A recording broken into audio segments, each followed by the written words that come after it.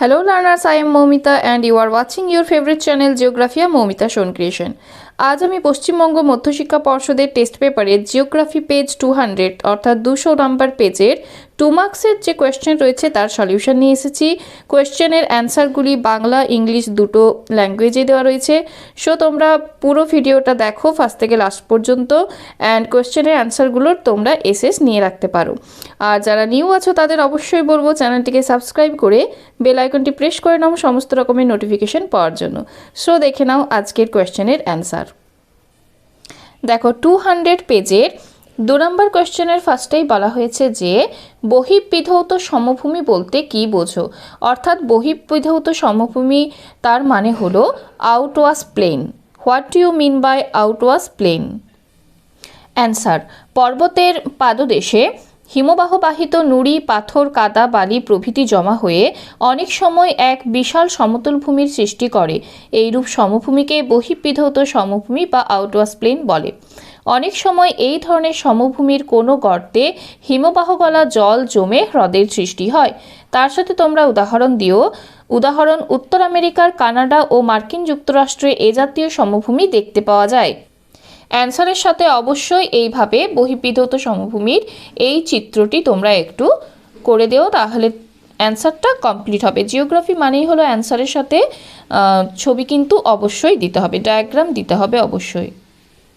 ইংলিশে তোমরা অ্যান্সারটা এইভাবে লিখবে, at the end moraine where the glacier melts and gives rise to the river, the rocks, pebbles, clay and sand brought down by the glacier are carried as bed load by the river water and spread over extensive areas. The plains thus formed are called outwash plains. অ্যান্সারের সাথে তোমরা এইভাবে ছবিটা দিও, এটা হচ্ছে আউটওয়াশ planes, অর্থাৎ এই জায়গাটা হলো আউটওয়াশ প্লেন্স। অ্যান্ড অ্যারো দিয়ে এইভাবে এই জায়গাটা, এটা বাংলায় লেখা রয়েছে, তোমরা এখানে লিখে দিও আউটওয়াশ প্লেন্স। নেক্সট বলা হয়েছে পর্যায়ন বলতে কি বোঝো, অর্থাৎ gradation. What do you mean by gradation? Answer, 1876 খ্রিস্টাব্দে 1876 খ্রিস্টাব্দে জি.কে. গিলবার্ট ক্ষয়চক্রের আলোচনার সময় প্রথম গ্রেড কথাটি ব্যবহার করেন।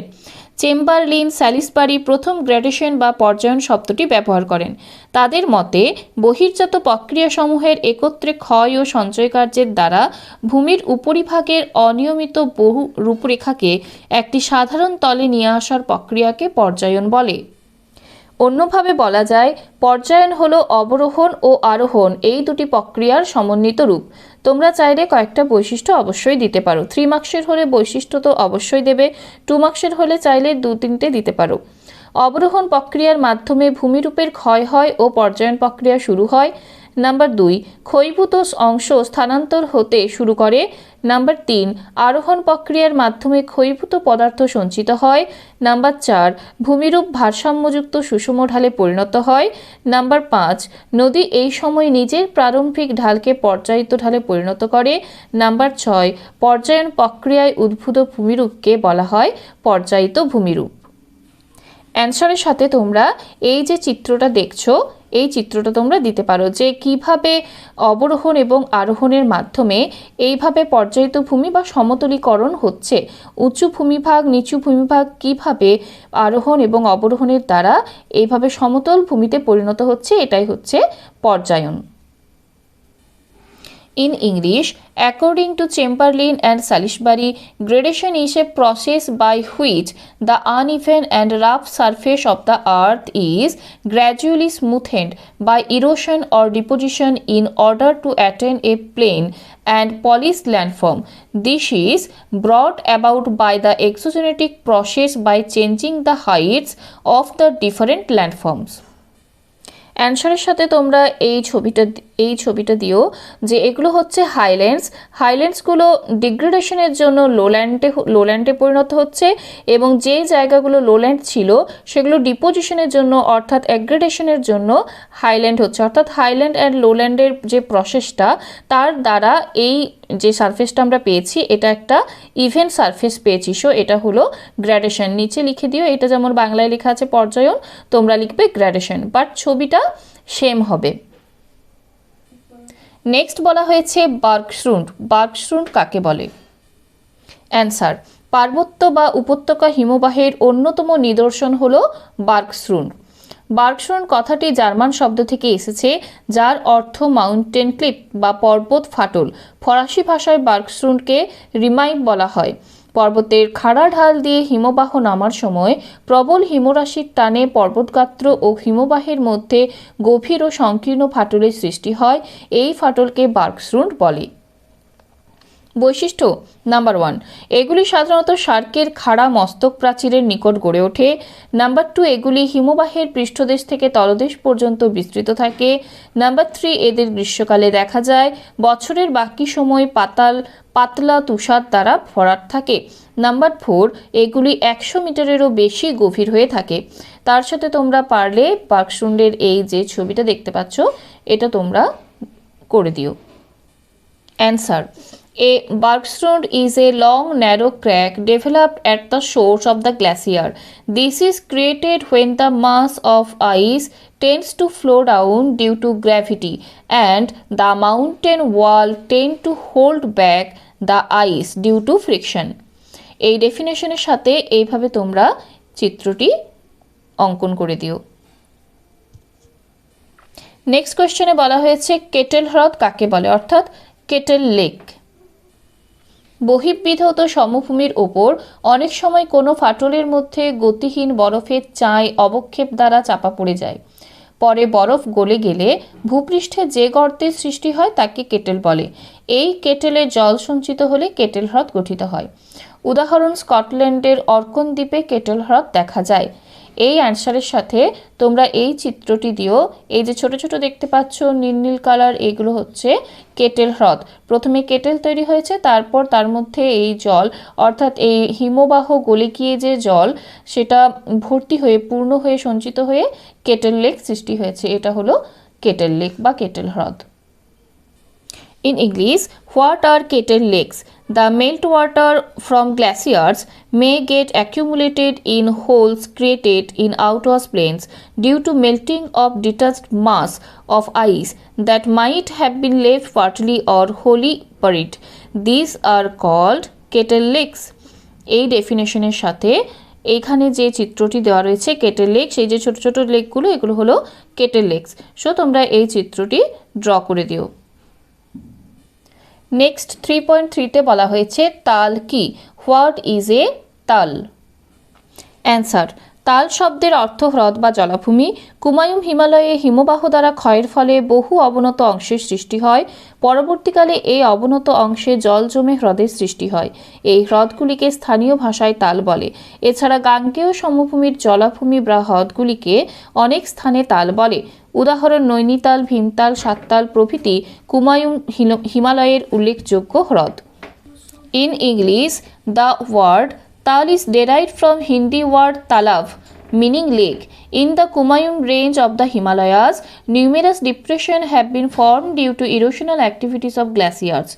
These depressions got filled with the snowmelt water of the glaciers and formed lakes or tal. Example হলো নৈনিতাল, সাততাল, ভীমতাল, etc. নেক্সট বলা হয়েছে মরুস্থলী কি, অর্থাৎ what is Marusthali? What do you mean by Marusthali? Answer: অর্থ: অভিধানিক অর্থ হলো মৃতের দেশ। নামকরণ: অত্যধিক উষ্ণতা ও অতি সামান্য বৃষ্টিপাতের কারণে রাজস্থানের পশ্চিম দিকে অবস্থিত এই রুক্ষ বালুকাময় অংশটির নাম মরুস্থলী হয়েছে। অবস্থান: ভারতের মরুস্থলীটি পাঞ্জাবের দক্ষিণে ও আরাবল্লী পর্বতের পশ্চিমে মরুভূমির পশ্চিম অংশ জুড়ে অবস্থিত। বৈশিষ্ট্য: নাম্বার 1, জলশূন্য, জলবিহীন, উদ্ভিদহীন এক নিষ্প্রাণ ধুধু প্রান্তর। নাম্বার 2, এই অঞ্চলে তির্যক ও অনুদৈর্ঘ্য বালিয়াড়ি দেখা যায়। নাম্বার 3, ধ্রিয়ান দেখা যায়। ধ্রিয়ান বলতে এখানে যে স্যান্ডিউন্সগুলো, বালিয়াড়িগুলো, চলমান বালিয়াড়ি, সেগুলোকে এখানে ধ্রিয়ান বলা হয়। নাম্বার 4, মরুদ্যান দেখতে পাওয়া যায়। নাম্বার 5, বেলে পাথর ও চুনা পাথরে গঠিত ছোটোখাটো টিলা, প্লায়া বা ধাঁধ, বোলশান দেখা যায়। নাম্বার 6 হচ্ছে নাইট্রেট, লবণ, চুনাপাথর প্রভৃতি খনিজ পাওয়া যায়। In English, the name Marusthali comes from the words Maru meaning dead and Sthali meaning land. Thus, Marusthali means land of the dead. In Rajasthan, the western part of the Thar desert is almost treeless and lifeless and has no habitation. Thus, it is called Marusthali. আগের ডেফিনেশনের সাথে তোমরা location point করবে। The region lying on the western side of the desert in Rajasthan is known as Marusthali. This is almost a rainless region composed of sand, rocks and dunes. যেহেতু এটা 2 মার্কসের বলা হয়েছে, ফিজিক্যাল ক্যারেক্টারিস্টিক্স দু তিনটে দিয়ে দিতে পারো। Number 1 দিবে numerous safe and Barkhan dunes are present here. Number 2, numerous small saltwater lakes or thant or playas are present here. Example হচ্ছে Kuchaman, পাচপাডরা, ডিডওয়ানা, etc. Large saltwater lakes are also present here, like by example Sampar. Next point দেবে there are many shifting dunes or thriyans found here. Next, a few oases are seen in the first stretches of sand. এই কয়েকটা characteristics দিলেই হবে ডেফিনেশনের সাথে and লোকেশনের সাথে। Next question 3.4 বলা হয়েছে বহুমুখী নদী পরিকল্পনার দুটি উদ্দেশ্য উল্লেখ করো, অর্থাৎ aims of multipurpose river valley project. তোমরা দেখতেই পাচ্ছ এখানে উদ্দেশ্য তো প্রচুর রয়েছে, বাট এখানে 2 মার্কসের, তাই দুটি উদ্দেশ্য বলা হয়েছে। আমি কয়েকটা তোমাদের বলে দিচ্ছি। নদী উপত্যকা পরিকল্পনার বহুমুখী উদ্দেশ্যগুলি হলো, নাম্বার 1 জলসেচ, বাঁধের পিছনে নির্মিত জলাধার থেকে বাঁধ কেটে সংলগ্ন কৃষি জমিতে সারা বছর জলসেচের ব্যবস্থা করা। নাম্বার 2 জলবিদ্যুৎ উৎপাদন, বাঁধের মাধ্যমে কৃত্রিম জলপ্রপাত সৃষ্টি করে তার সাহায্যে টারবাইন ঘুরিয়ে জলবিদ্যুৎ উৎপাদন করা। নাম্বার 3 বন্যা নিয়ন্ত্রণ, বর্ষার অতিরিক্ত জল জলাধার ও খালের মধ্যে সঞ্চয় করে রেখে নদী উপত্যকার বন্যা নিয়ন্ত্রণ করা। নাম্বার 4 মৎস্য চাষ, জলাধারগুলিতে মৎস্য চাষ করা। নাম্বার 5 পরিবহন, নদী ও খালপথকে পরিবহন কার্যে ব্যবহার করা। নাম্বার 6 জল সরবরাহ, শিল্পের প্রয়োজনীয় জল সরবরাহ করা ও জলাশয়ের জল পরিশ্রুত করে পানীয় জল সরবরাহ করা। বাকি আরও কয়েকটা রয়েছে, চাইলে তোমরা এটা একটা এসেস নিয়ে রাখতে পারো, অনেকটাই বড় রয়েছে কোশ্চেনটা। এটা 2 মার্কসের জন্য নিজেরা একটু ছোট করে নিও, 3-4টা পয়েন্টকে 2টো পয়েন্টের আন্ডারে নিয়ে চলে এসো। In English, in multipurpose river valley projects the rivers are dammed and the water is stored in huge reservoirs behind the dams. The different purpose or aims served by the multipurpose river valley project are as follows. Number 1, canals are dug from the reservoirs to the agricultural fields to provide irrigation water throughout the year. Number 2, the water stored in the reservoirs may be used in hydel power generation. Number 3, flooding of the river basins during monsoon season may be controlled by storing the excess water behind dams. Next বলা হয়েছে মৌসুমী বিস্ফোরণের সংখ্যা দাও, অর্থাৎ ব্রাস্ট of monsoon. Answer, গ্রীষ্মকালে উত্তর পশ্চিম ভারতে উষ্ণতার আধিক্যের কারণে গভীর নিম্নচাপের সৃষ্টি হয়। এই নিম্নচাপের কারণে জুন মাসের প্রথম সপ্তাহে জলীয় বাষ্পপূর্ণ দক্ষিণ পশ্চিম মৌসুমী বায়ুর আরবীয় শাখা ভারতের পশ্চিমে মালাবার উপকূল দিয়ে প্রবেশ করে এবং পশ্চিমঘাট পর্বতে বাধা পেয়ে হঠাৎ প্রচুর পরিমাণ বৃষ্টিপাত ঘটিয়ে বর্ষা ঋতুর সূচনা করে। প্রায় একই সঙ্গে দক্ষিণ পশ্চিম মৌসুমী বায়ুর বঙ্গোপসাগরীয় শাখা পূর্ব হিমালয়ে বাধা পেয়ে প্রচুর বৃষ্টিপাত ঘটাতে শুরু করে। গ্রীষ্মের দাবদাহের মধ্যে হঠাৎই মুষলধারে মৌসুমী বৃষ্টিপাতের সূচনাকে মৌসুমী বিস্ফোরণ বলে। In English, by the first week of June, the moisture-laden southwest monsoon winds hit against the western Ghat near the Malabar coast and in Kerala. This brings forth the first rains for the country from the monsoon winds. This is known as the burst of monsoons. By the middle of July, the monsoon winds spread over most of the country and provide enough rainfall. Next বলা হয়েছে 3.5 সোনালী চতুর্ভুজ কি, অর্থাৎ golden quadrilateral. অ্যান্সারটা অনেকটাই বড় আছে 2 মার্কসের জন্য, বাট এটা 3 মার্কসে কাজে লাগবে, তাই আমি পুরোটাই বলে দিচ্ছি।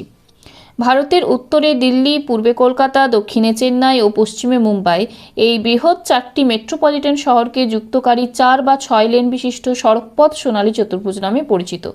দৈর্ঘ্য, সোনালী চতুর্ভুজের মোট দৈর্ঘ্য 5846 কিমি, যার মধ্যে দিল্লি ও কলকাতা 1453 কিমি, কলকাতা চেন্নাই 1684 কিমি, চেন্নাই মুম্বাই 1290 কিমি এবং মুম্বাই থেকে দিল্লি 1419 কিমি। প্রকল্প। National highway authority of India 1999 সালে 2রা জানুয়ারি প্রথম পর্যায়ে সোনালী চতুর্ভুজ নির্মাণের কর্মসূচি গ্রহণ করে। 2012 সালের 7ই জানুয়ারি এই দীর্ঘ সড়কপথ নির্মাণ সম্পন্ন হয়। গুরুত্ব: বর্তমানে গুরুত্বপূর্ণ শহরগুলির মধ্যে অতি ক্ষুদ্র পরিবহন সম্ভব হয়েছে, যাত্রী ও পণ্য পরিবহন সহজ হয়েছে, শিল্পের প্রসার ও কর্মসংস্থানের বৃদ্ধি ঘটেছে, কৃষকদের পক্ষে কৃষি ফসলগুলি শহর ও বন্দরগুলিতে সহজে পাঠানোর সুবিধা হয়েছে। এর ফলে ফসলের অপচয়ও কম হচ্ছে। সারা ভারত জুড়ে ট্রাক পরিবহন বৃদ্ধি পেয়েছে। ভারতের অর্থনৈতিক শ্রীবৃদ্ধি ত্বরান্বিত হয়েছে।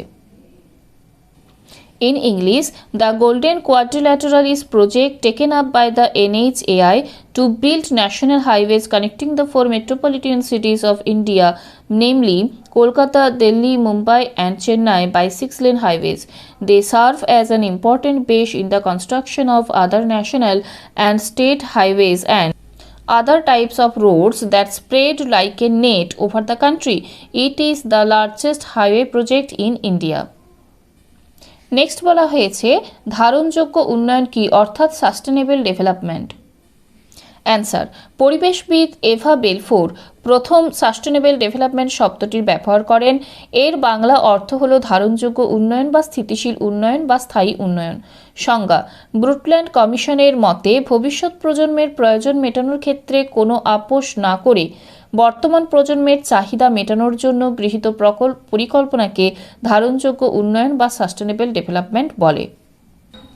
In English, sustainable development refers to the process of meeting human development goals while sustaining the availability of natural systems to provide resources and services upon which the economy and society depend. It is the organizing principle for sustaining finite resources necessary to provide for the needs of future generation. Next বলা হয়েছে 3.6 engineering শিল্প কাকে বলে। Answer: engineering শিল্পকে পূর্ত শিল্পও বলা হয়ে থাকে। সংজ্ঞা: উন্নত প্রযুক্তিবিদ্যা ও দক্ষ কলাকৌশলের দ্বারা লৌহ, ইস্পাত, অ্যালুমিনিয়াম, তামা, দস্তা প্রভৃতি ধাতব উপকরণ এবং রবার, প্লাস্টিক প্রভৃতি অধাতব উপকরণ দিয়ে ভারী অথবা হালকা, জটিল অথচ সূক্ষ্ম যন্ত্রপাতি, কলকবজা, যন্ত্রাংশ তৈরি করাকে ইঞ্জিনিয়ারিং শিল্প বা পূর্ত শিল্প বলে। উদাহরণ: হালকা ইঞ্জিনিয়ারিং শিল্প ঘড়ি, বৈদ্যুতিক পাখা, টিভি প্রভৃতি তৈরি। ভারী ইঞ্জিনিয়ারিং শিল্প রেল ইঞ্জিন, মোটর গাড়ি, জাহাজ নির্মাণ প্রভৃতি। What is meant by engineering industry?